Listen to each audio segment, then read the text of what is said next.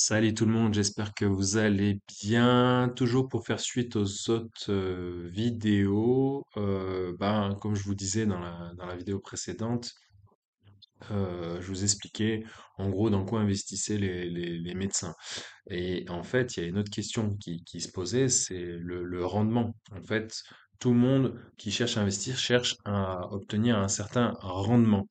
Donc, avant de continuer, n'hésite pas à t'abonner, liker, à partager. Ça permet de continuer à faire ce que je suis en train de faire. Ça permet de me garder, de rester motivé. Je t'en remercie beaucoup. Le rendement, c'est quoi? Donc, par exemple, lorsque vous achetez un appartement, vous allez le mettre en location, vous allez toucher des, des loyers mensuels et puis vous allez ôter de ces gains les différentes pertes, à savoir les charges et dépenses en lien avec cet investissement.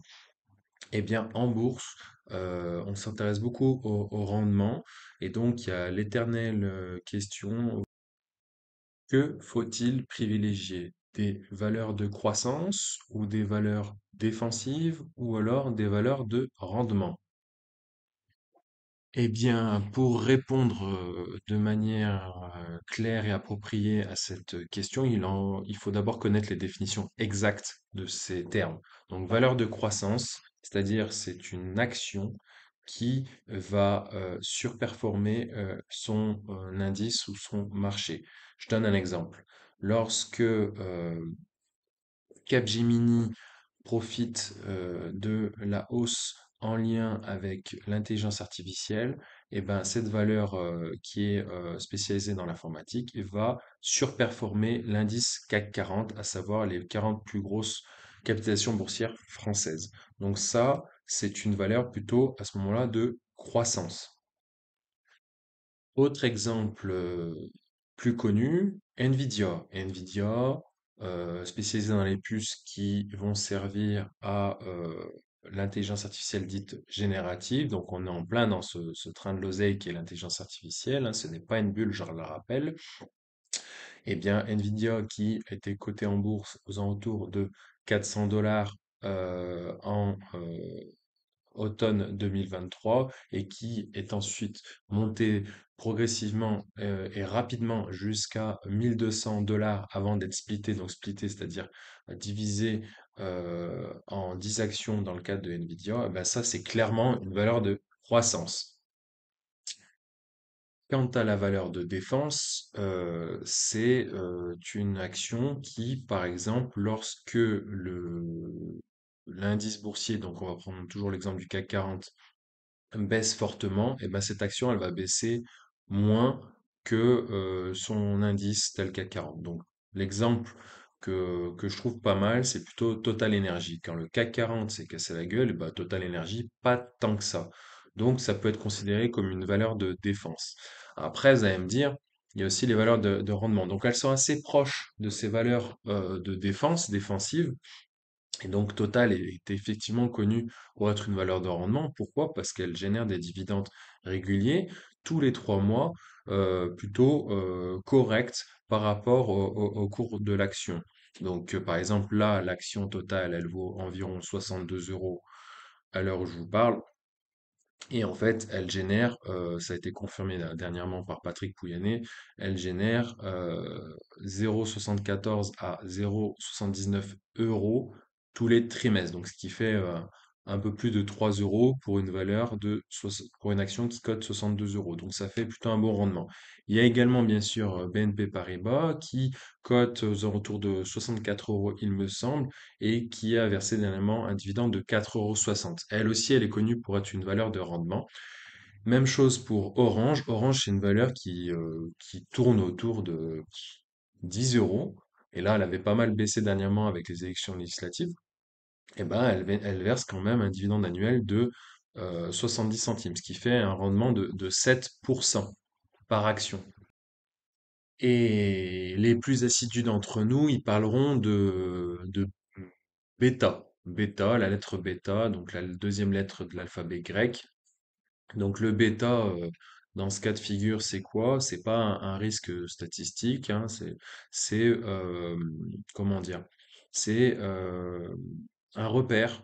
Donc, si pour qu'une valeur soit considérée comme une valeur de croissance, on va prendre le repère bêta égal à 1. Donc, lorsque le bêta d'une action est égal à 1, ça signifie bah, que la valeur elle est neutre.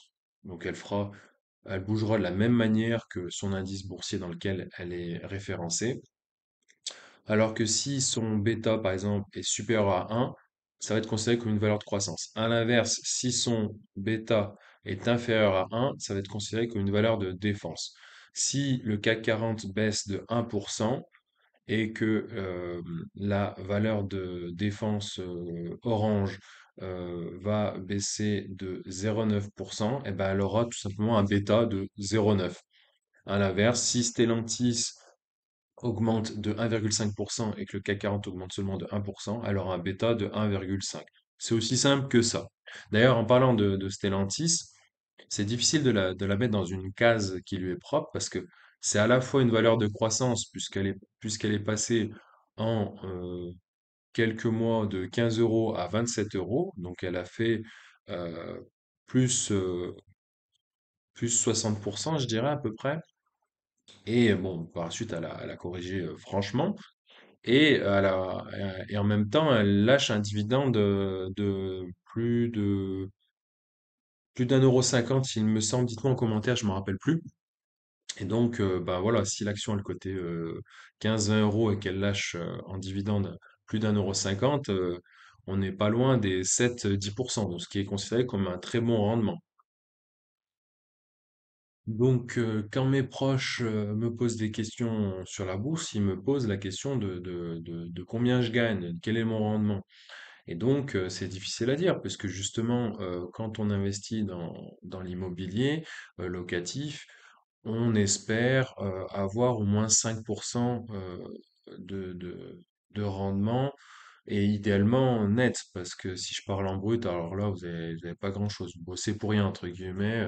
Voilà, vous battez même pas l'inflation, vous battez même pas vos livrets réglementés, sécurisés, donc pourquoi se prendre la tête pour du 3% net, hein, franchement.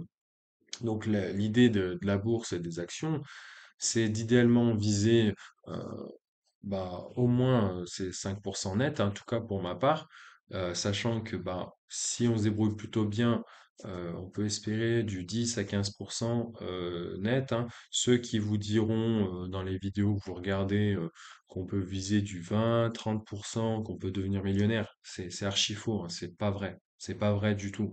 Et même en payant des mecs pour le faire à notre place, c'est impossible, c'est impossible. Donc ça, ce sont des charlatans, des arnaqueurs.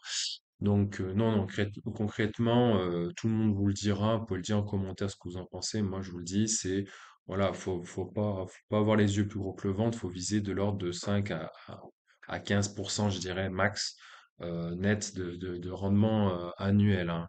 Voilà. Donc après, bien sûr, il y a les impôts. Donc il y en a qui retirent pas tout de suite pour pas être imposable sur ses gains. Enfin voilà, il y a différentes manières de procéder. Et donc justement, ces gens-là qui me demandent bah, combien je gagne par rapport à la bourse, c'est difficile à dire parce que ce sont en général des plus-values ou des moins-values latentes. Donc ça veut dire que tant qu'on n'y touche pas, ben voilà, il y en a, il l'a dit en commentaire dernièrement, là, lorsque je perdais énormément d'argent sur LVMH, il a dit tant que l'argent il n'est pas retiré, ben on perd rien. L'action, elle reste une action reste une action. Donc il a parfaitement raison. Je le remercie d'ailleurs pour son commentaire. Et encore une fois, je le répète, intéressez-vous à toutes les choses qui vous entourent. C'est très intéressant le domaine de la bourse, de l'économie et de la finance. Ne mettez pas tous les mêmes œufs dans le même panier, bien sûr, hein. Posez-vous les questions, soyez curieux.